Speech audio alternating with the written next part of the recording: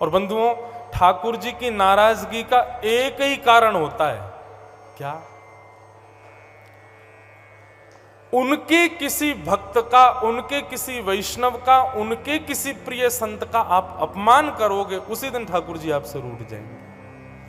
आप सेवा में अपराध कर दो, भोग में अपराध कर दो, सब में क्षमा है, लेकिन ठाकुर जी जिससे प्रेम करते हैं उसका आपने जिस दिन अपमान किया या अपराध किया, उसको जिस दिन आपने दुखी किया, उसको जिस दिन पीड़ा दी, उसी दिन ठाकुर जी आपसे रूठ जाएंगे। इसलिए कभी भी किसी वैष्णव को कष्ट मत दीजिएगा। कई लोग होते हैं वो संत के भेष को देख करके ये सोचते हैं कि ये तो कोई पाखंडी है, इनका मजाक उड़ा लो, इनके बारे में कुछ भी अनर्गल कह दो। ठीक है, आप 2-4 बार, लेकिन हृदय से प्रणाम किया करो। आपको किसी ने अधिकार नहीं दिया कि आप परीक्षा लेते घूमो कौन असली है कौन नकली है। जो भी हैं सबको प्रणाम करो।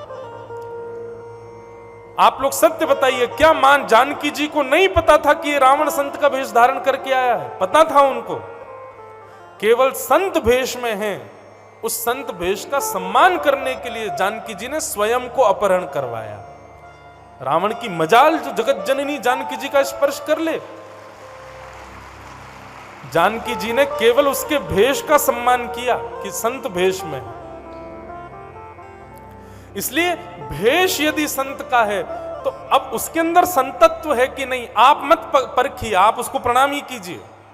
अगर संतत्व नहीं है तो अपने असंतत्व से खुद गिरेगा किसी दिन। आप मत परखिए उसमें कि ये संत नहीं है, ये वैष्णव नहीं है, ये तो ऐसे पाखंडी बाबा ऐसे डोलता रहता है। ऐसे नहीं विचार करना है। माथे पर तिलक है, वस्त्र संतों कैसे हैं, जटा है, जूट है या जो भी है, प्रणाम करो, वंदन करो। भक्तमाल जी आज्ञा करती हैं इसके लिए कि भेष का सम्मान किया कीजिए, भेष को प्रणाम किया कीजिए। इसलिए भैया कभी संतों का अपमान मत करना, नहीं तो हनुमान जी बहुत जल्दी रूठेंगे, नाराज हो जाएंगे। तो पूतना को ठाकुर जी ने नहीं देखा, यह दुर्भाग्य पूतना का।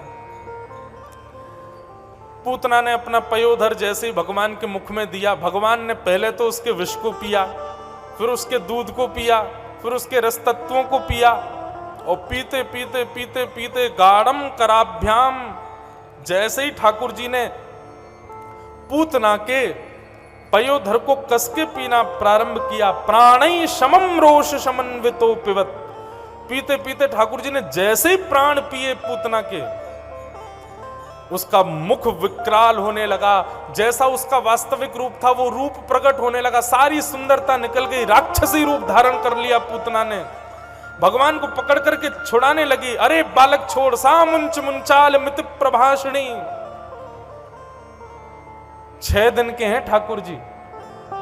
जैसी पूतना दूर करने लगी, ठाकुर जी ने और कस के पकड़ लिया। 6 दिन का बालक कितना कोमल होता है, लेकिन पूतना ने पूरा बल लगा दिया, ठाकुर जी ने उसका पयोधर नहीं छोड़ा।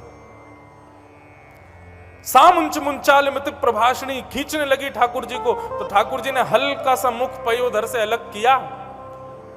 और 6 दिन के ठाकुर जी बोले, मौसी जी हम तो जाकू पकड़ लें, फिर तो वाकू ठिकाने लगा के ही छोड़ें, अब तुमको भी ठिकाने ही लगाएंगे। 6 दिन के ठाकुर जी को बोलता हुआ देख पूतना तो घबरा गई, बोले 6 दिन का बालक कैसे बोल रहा है। और अंत तो गत्वा, पूतना के प्राण पी लिए ठाकुर जी ने। और विशाल विकराल स्वरूप पूतना का नंद भवन के पीछे ना जाने कितने खेतों को अपने नीचे चूरन बना करके उसका वध हो गया।